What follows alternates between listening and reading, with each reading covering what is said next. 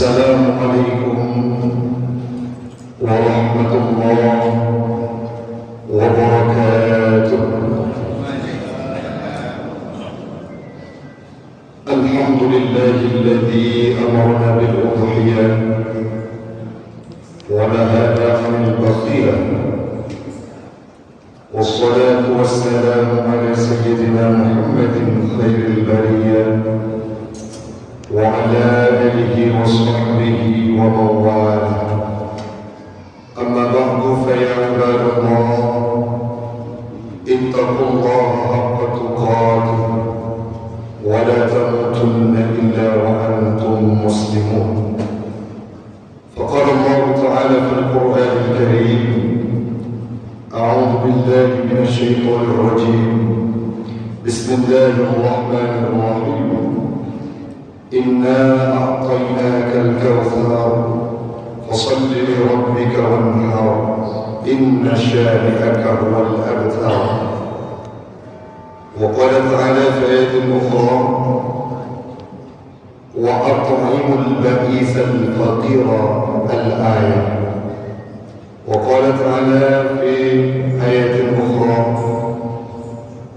rabbi hab li minas salihin فبشرناه بغلام حليم فلما بلغ معه السعي قال يا بني إني أرى في المنام أني أذبحك فانظر ماذا ترى إلى آخر آية. صدق الله العظيم الشاهدين والشاكرين. إلهي أنت مقصودي ورضاك مطلوبي، a'tini mahabbatak wa ma'rifatak. Jamaah sidang salat maghrib sekeyakinan seakidah yang kami muliakan, marilah sembari kita menunggu waktu Isya, kita niat beriktikaf dan kita isi dengan kajian Islami. Pada malam ini akan kita kupas bagaimana teladannya Nabi Allah Ibrahim dan Ismail, perspektif tafsir atau lebih spesifik tafsir Jalalain, dan ada komparasi dengan tafsir-tafsir lainnya. Yang selanjutnya nanti di akhir akan kita paparkan bagaimana hikmah dari udhiyah itu sendiri. Semoga duduknya kita pada malam ini akan ditulis oleh Allah dan malaikatnya Allah sebagai duduknya orang-orang yang berada dalam majelis ilmu, yang mana pernah disampaikan oleh Nabi, setiap orang yang berada dalam majelis ilmu akan diampunkan dosanya.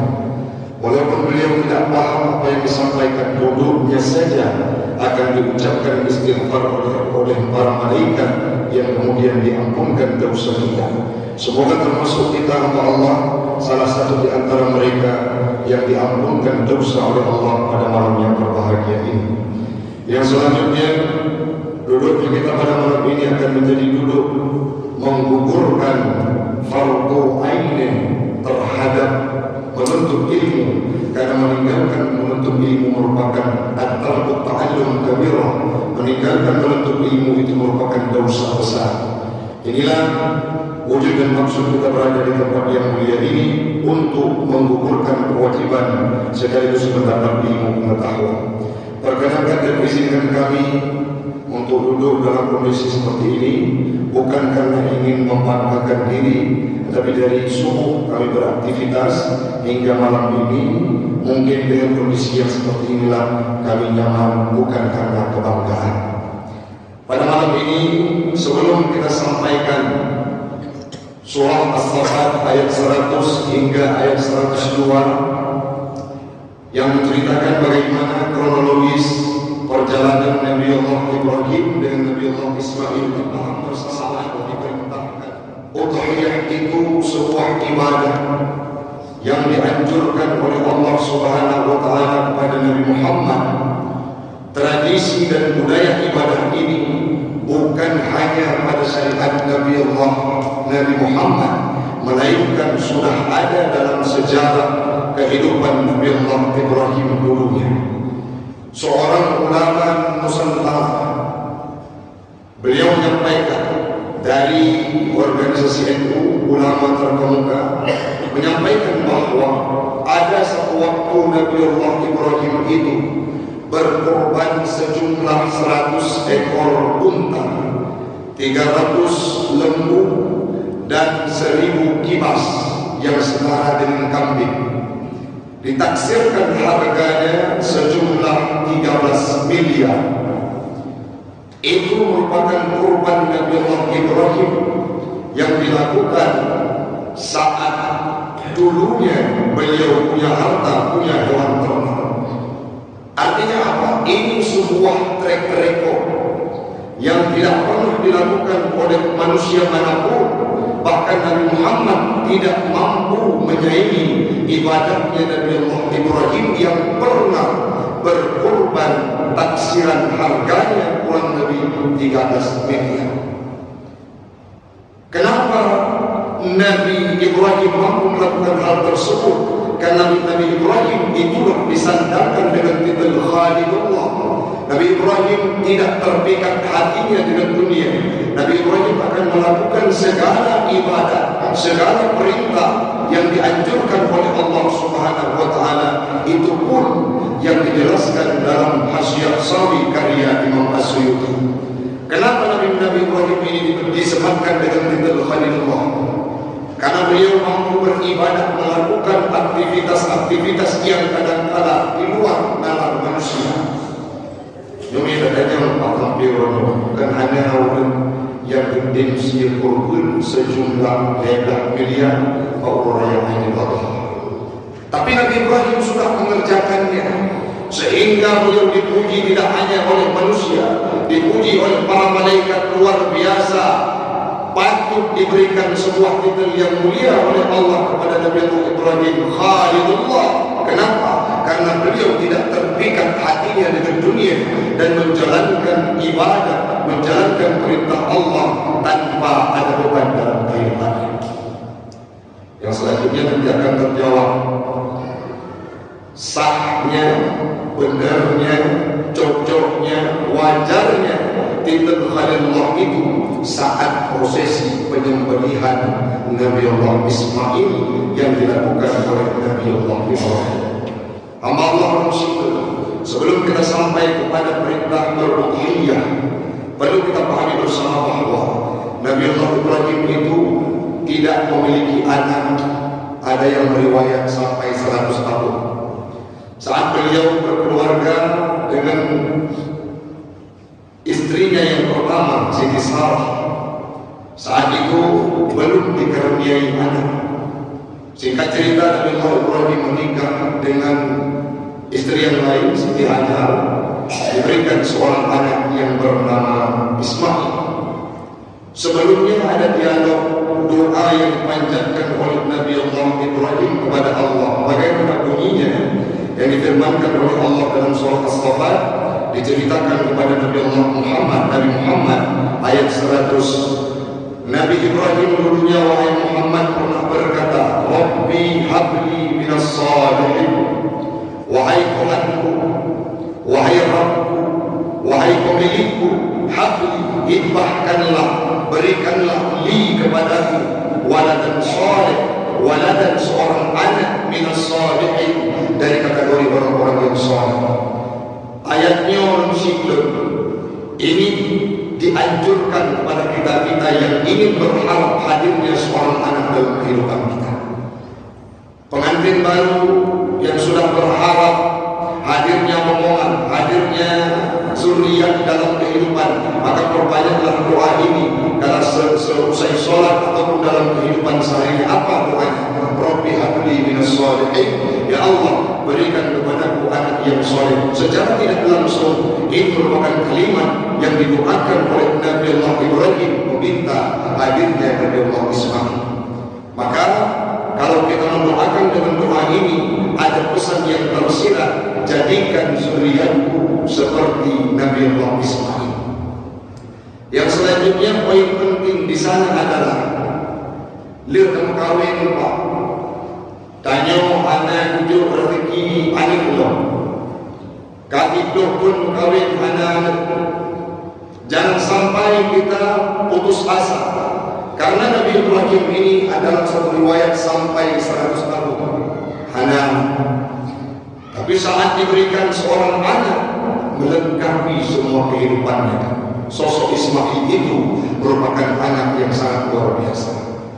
Bahkan dalam cerita-cerita senior kita, tetangga kita, saudara kita yang pernah berempok gendun, apa yang disampaikan? Ada yang kadang-kala bersabar sampai 13 tahun, berdoa kepada Allah, 13 tahun diberikan seorang anak, bahkan 2 anaknya yang siap berada dalam koridor agama Islam. Nah, yang cerita dong 20 itu baru na'ani. Maka ini sebuah poin penting dari ayat yang kita bacakan. Rabbi habli minas shalihin, berikanlah anak kepada kami, anak yang saleh. Walaupun detik ini belum dihadirkan, bersabar, jangan putus asa. Itu yang pertama.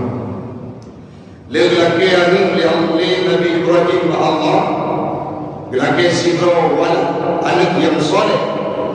Tiba-tiba ada cerita yang tertuang di dalamnya. Nabi Allah Ibrahim melaksanakan udhiyah, melaksanakan kurban, penyembelihan. Sirtuboh bunda 300 lembu, 1000 kibas, sehingga saat itu dipuji oleh manusia, dipuji oleh para malaikat, timbul sifat manusiawinya. Apa itu? Beliau berkata, seandainya tidak hanya binatang ini, tidak hanya hewan ternak yang kumiliki, andai kata Allah ingin meminta aku diberikan seorang anak, Allah memerintahkan untuk menyembelihkannya, aku pun siap, yaitu perintah dari Allah. Singkat cerita, Nabi Ibrahim bernazar.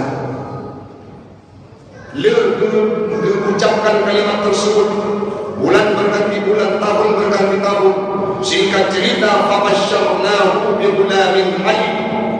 Basyara dalam istilah firman Allah itu merupakan kabar gembira, sedangkan kabar ketakutan dalam firman Allah diistilahkan dengan nadira.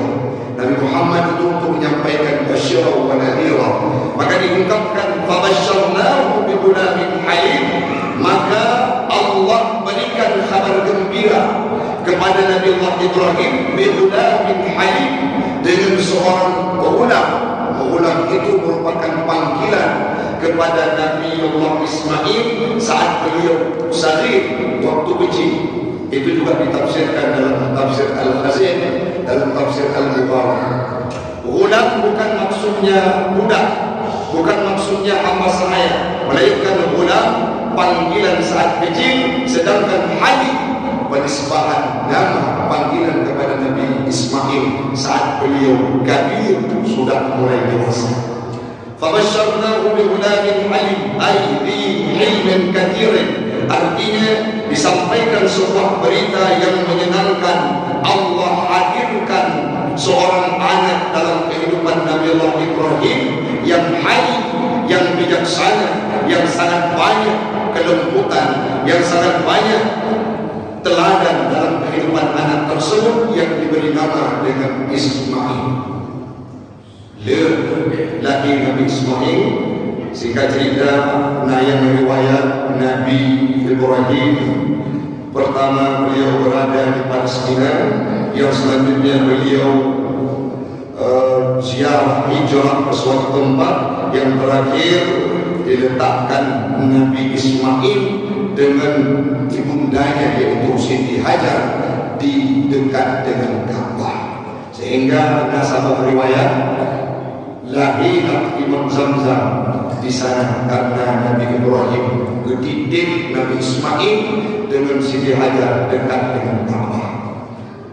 Apa pesan berikutnya? Lambat laun wada'atul ummu Nabi Ismail kadewasa. Ayat sirtuh 2 falamma balagha ma'ahu sa'i, manakala sudah sampai umur Nabi Allah Ismail, sudah remaja. Makna sa'ya ay yas'a ma'ahu, mampu berusaha bersama Nabi Allah Ibrahim, wa yu'inuhu, ataupun mampu membantu Ismail watekan rukumu kajib dibantu Nabi Ibrahim. Istilah lagi katanya, anda untuk kaijak pula SMP. Saat kita berniaga dia sudah bisa membantu. Maka umur Nabi Allah Ismail saat ini disembelih umurnya dan sudah mampu bekerja bersama Nabi Ibrahim membantu beliau. Ada wakilan balagha sab'asinin, ada yang berpendapat umur Nabi Ismail waktu itu 7 tahun. Wakilan 13 sana, ada yang berpendapat 13 tahun. Maka pendapat inilah yang dikemukakan bahwa Nabi Ismail pada saat ini disembelih umurnya taksiran dari 7 hingga 13 tahun. Jadi umur SMP. Saat itu qala, berkatalah Nabi Allah Ibrahim, ya bunayya inni ara fil manam. Ada cerita terhadap lumpuh. Jadi lumpuh Anbiya itu mimpinya ru'yatul anbiya haqqun.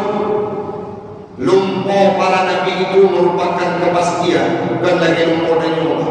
Lumpuh dan nyoba kadang-kadang lumpuh dia lumpuh ya ketahuan selingkuh. Itu mimpi-mimpi kita. Kalau mimpinya para anbiya bina ru'yatul anbiya haqqun, mimpinya para anbiya adalah sebuah kepastian.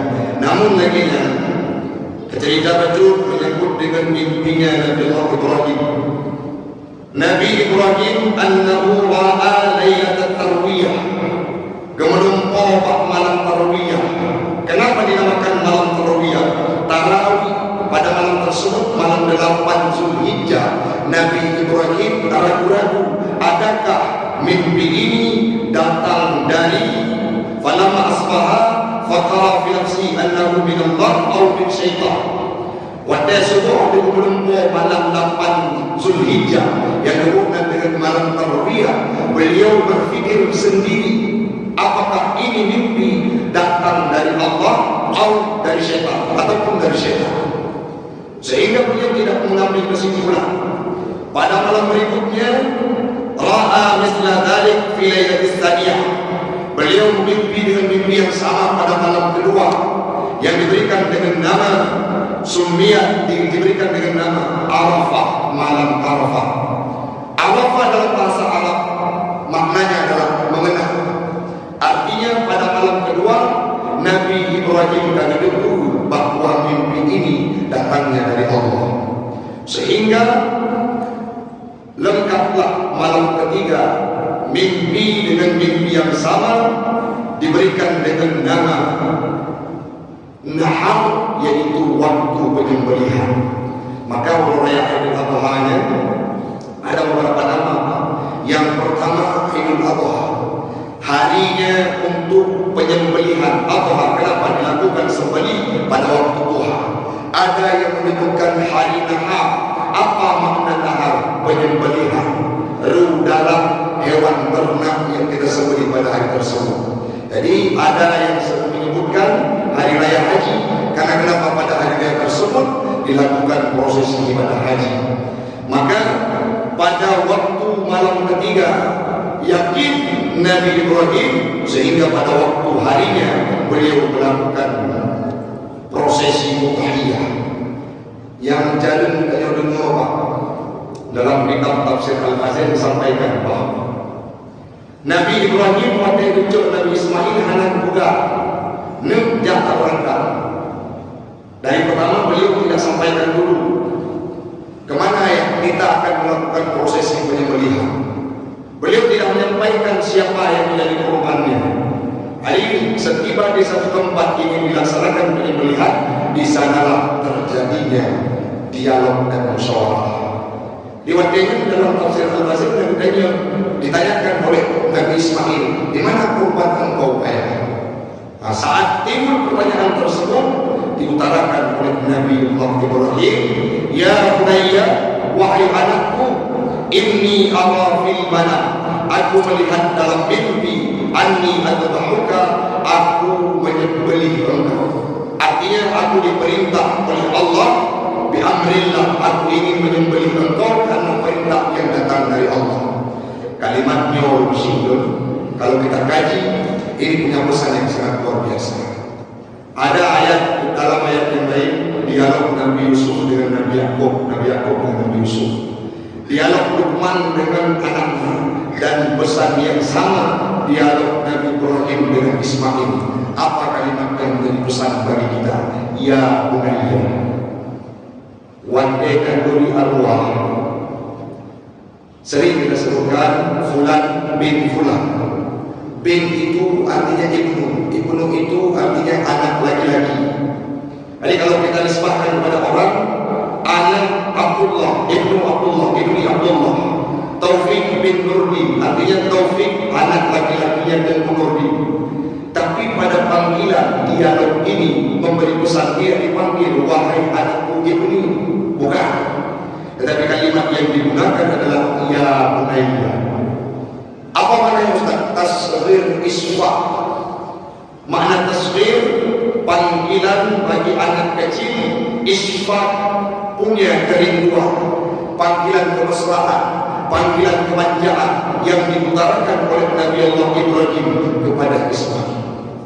Jadi itu yang kita Ustaz tajuk pesan dari kalimat tersebut. Ya bunayya, dialog yang dibangun oleh Nabi Allah Ibrahim dengan anaknya adalah dialog yang bijaksana dengan kalimat keindahan. Ini perlu dipraktikkan dalam kehidupan yang sekarang. Kenapa anak-anak kita kadang-kadang sering membantah orang tuanya? Kadang-kadang rusi kadang-kadang ada pun. Ikannya menyenangkan ada langsung kalau ada dia bacakan ada dia uji. Maka malam menewak berdoa tadi ada uji. Nah yang kedua ada hantu yang mula lagi hantu. Kenapa doa orang tua? Tapi kalau memang ingin anak kita berhasil, sebutkan kalimat-kalimat yang indah, panggil dia dengan kalimat yang luar biasa. Ingat dulu sih, ada sebuah dialog observasi yang kami lakukan dengan orang-orang tua yang yang memanggil anaknya dengan panggilan mesra, panggilan kemanjaan. Rata-rata anak tersebut, santri-santri yang berada di antara, saat pulang ke rumah dialog dengan orang tuanya yang ada muda, ada yang panggil abang, wahai anakku, adik, dengan panggilan keindahan, tidak disebutkan namanya. Rata-rata mereka menjadi pribadi yang tidak membantah. Adik menjadi pribadi yang lembut, menjadi pribadi yang patuh kepada orang tuanya. Kenapa? Dari panggilan mencerminkan kepatuhan mereka. Maka menyorak-nyorak Arame ada yang dipanggil tiga, ada yang panggil kalimat-kalimat namanya bagus, kadang-kadang ada minta agak pakai baju berhul, oleh orang.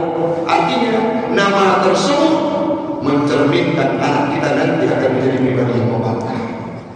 Maka pekan lembut Nabi Ismail salah satu adalah ada tindak yang tidak otoriter dari Nabi Allah Ibrahim. Panggilan pun yang digunakan dengan panggilan kemesraan, ya bunayya, wahai anak Nur, wahai anak yang bersayang. Itu cermin ataupun makna panggilan daripada ya bunayya.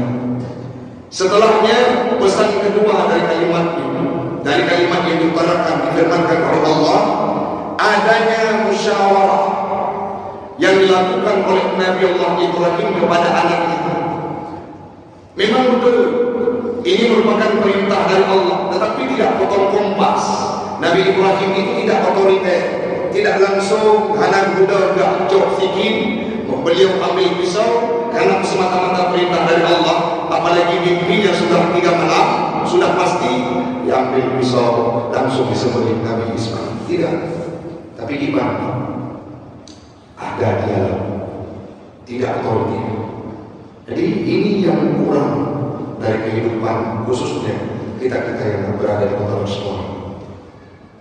Nah, komunikasi yang dilakukan oleh pemuda-pemuda gerakan pemuda suku, salah satunya adalah Dengkurazi, remaja masjid Jami.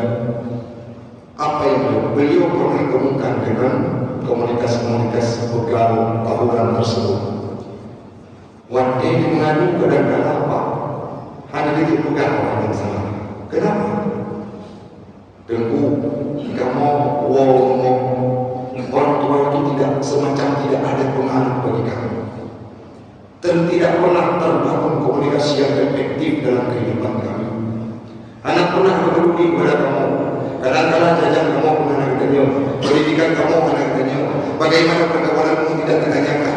Memang ada kadang-kadang yang ikut-ikutan, tapi saat kita dengarkan kalimat yang diutarakan oleh anak yang tadi, rasa-rasanya benar. Tanya lagi ibu kerja. Nak pernah kebayangkan pajan wade ke angin. Nak pernah kebayang ke jamun saat pertama-pertama ada anak kita masih kecil, itu sering kita bawa ke tempat main. Kadang-kadang dalam 3.000 di mana yang memang khusus kita simpan semua alat-alat yang mengganggu, kita habiskan waktu dengan mereka. Waktu itu sebelum SD, sebelum TK, sebelum mereka beranjak SMP, saat sudah mulai SMP dan SMA, baiklah kepegang adanya komunikasi efektif.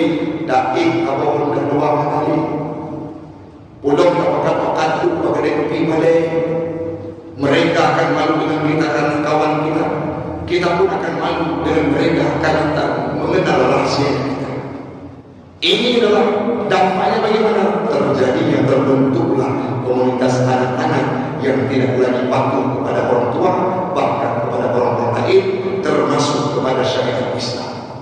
Maka kita jangan semata-mata menyalahkan orang lain, tapi kadang-kadang jauh yang salah.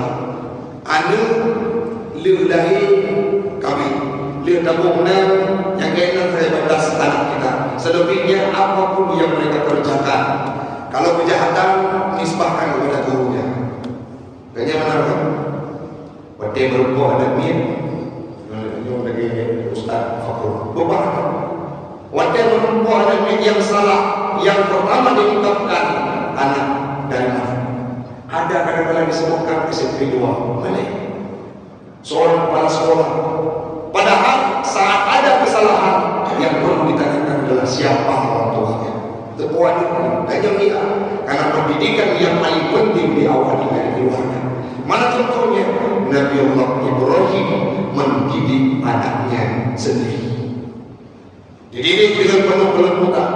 Ada musyawarah, ada dialog, ada kontemplasi, ada tukar pikiran. Walaupun perintah dari Allah, ada muncul musyawarah terhadap perintah tersebut, sehingga lahirlah Nabi Ismail yang sangat patuh kepada orang tuanya.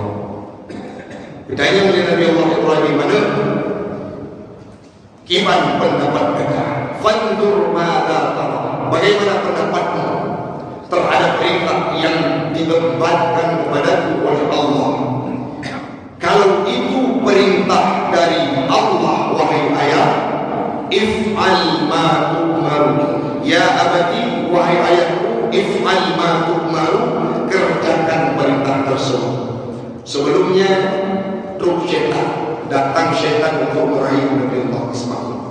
Ismail senang juga nyawa yang kan proses perjalanan belum diketahui oleh Nabi Allah Ismail bahwa korbannya itu Nabi Ismail. Saat sebelum sampai ke tempat penyembelihan, sudah duluan datang syaitan untuk menggoda Nabi Ismail. Ikut syaitan Ismail, nyan ayah engkau Nabi Allah Ibrahim berkorban bukan binatang, bukan hewan ternak, tapi engkau yang akan dijadikan sebagai korban. Tidak mungkin seorang ayah, dijawab oleh Nabi Ismail, tidak mungkin seorang ayah tega menyembelih anaknya. Mungkin Ismail karena dianggap itu perintah dari Allah, bukan perintah dari Allah. Aku pun siap, kata Nabi Allah Ismail. Ada yang beriwayat diambil batu dilempar kepada syaitan tersebut sehingga diberikan dengan ibadah lomba jamaah. Tiba-tiba datang syaitan kepada Siti Hajar. Di sana pun terdapat dialog, kalau seandainya itu perintah dari Allah, wahai syaitan, jangankan Ismail, aku pun siap untuk disembelih. Maka syaitan iblis sangat sedih kapan kesedihan yang tidak ada duanya adalah saat prosesi penyembelihan Nabi Ismail.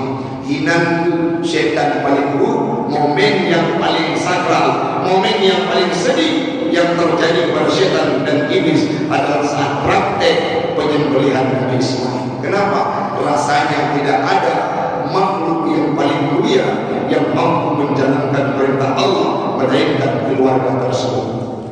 Yang selanjutnya, singkat cerita, terjadilah penyembelihan, namun qudratullah tidak terjadi karena Allah cuma ingin menampakkan kepada para malaikat bahwa patutlah, sinkron dengan cerita yang pertama, patutlah Nabi Allah Ibrahim ini disandang dengan titel Khalilullah. Masyakkahnya proses penyembelihan, susahnya proses penyembelihan, anak yang ditunggu puluh-puluhan tahun tiba-tiba lahir dengan kondisi sangat lengkap dan dicintai, sangat santun, berakhlak mulia, timbul perintah sembelihkan anakmu. Akhirnya Nabi Ibrahim pun berita. Saat sudah terjadinya proses penyembelihan, diperintahkan oleh Allah kepada Jibril, ambil kibas dari surga, ganti lehernya Nabi Ismail. Kenapa ya Allah? Sudah sampai pembuktian Khalilullahnya Nabi Ibrahim. Sehingga diucapkan takbir oleh Nabi Ismail, Allahu Akbar, Allahu Akbar, Allahu Akbar, walillahil hamd.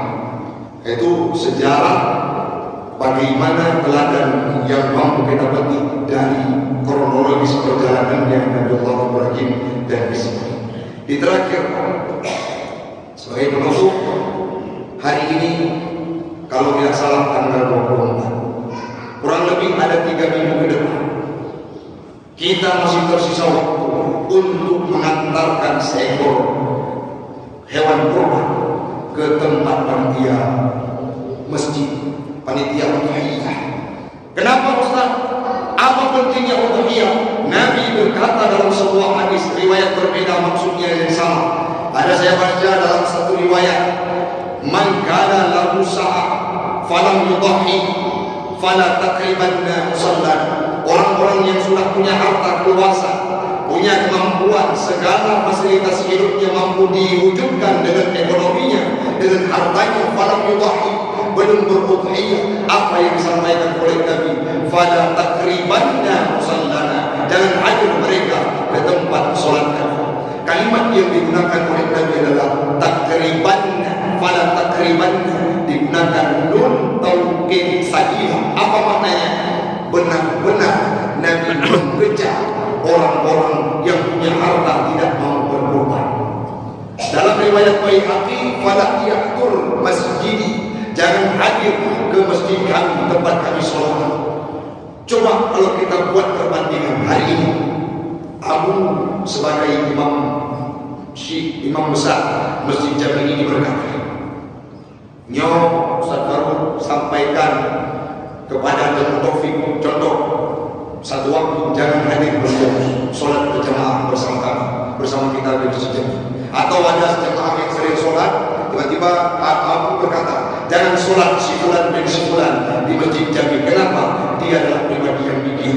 Kira-kira sedih kita tidak? Pasti cukup dahulu itu. Pasti kita akan mengadu pada tetangga, pada sanak keluarga dan saudara. Aku berlarang tak mau hadir ke masjid untuk sholat.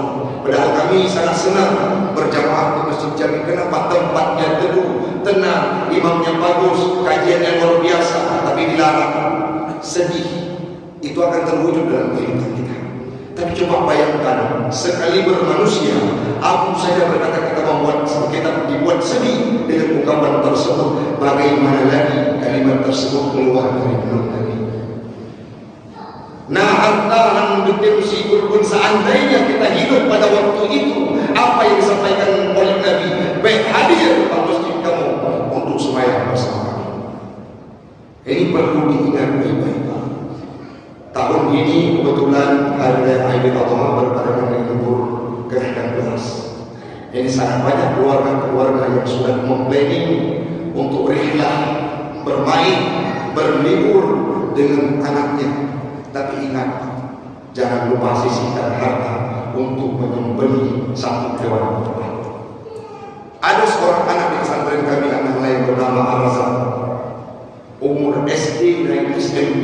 diantarkan seekor hewan kurban ke hadapan kami. Biasa saja, tapi saat diceritakan oleh orang tuanya, ini binatang Abi bukan dari tangan orang lain, tapi dia minta dulu beberapa tahun yang lalu saat kecil dirawat kurang lebih 1,5 tahun 2 tahun, tiba-tiba diantarkan ke kami untuk disembelih. Saat melewati prosesnya dimandikan, ini makanan dengan penuh kesenangan. Bahkan saat diantarkan hewan kurban tersebut, dia menangis saking dekatnya dengan hewan kurban tersebut.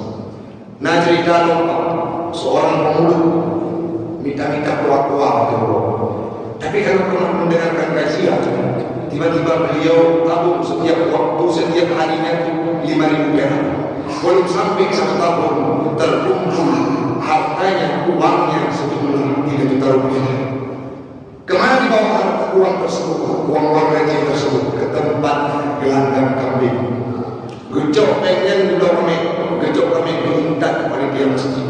Pak tanya Pak, orang yang mana apa yang minta sedekah, yang minta doa, tapi karena punya minat, punya semangat dalam hatinya, bisa mengantarkan hewan kurban pada hari raya Aidil Adha.